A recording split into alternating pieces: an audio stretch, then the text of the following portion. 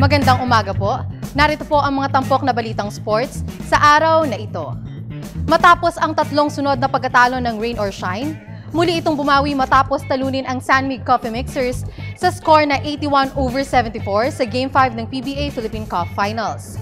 Nanguna si Jeff Shah na umiscore ng 24 points at sinagundahan naman ito ni Bo Belga na umiscore ng 10 points, habang si Christian naman ay may 9 points.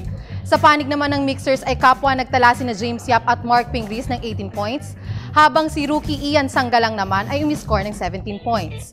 Ang Game 6 ng serye ay gaganapin sa Miyerkules sa Araneta Coliseum.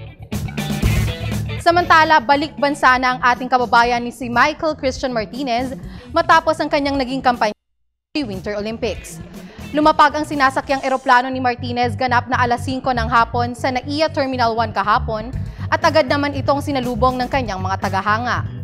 Ayon sa Philippine Sports Commission na nagpadala na sila ng request para makapag-courtesy call si Martinez kay Pangulong Aquino.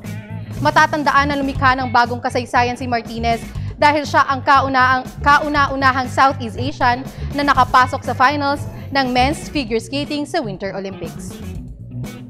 Sa boxing, tinanghal na bagong WBO International Featherweight Champion si Marvin Marvelous Sansona matapos pataubin si Akifumi Shimoda ng Japan.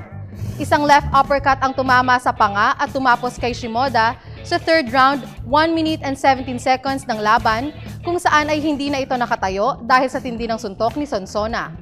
Sa ngayon, si Sansona ay may record na 18 wins, 1 defeat, 1 draw, and 15 knockouts.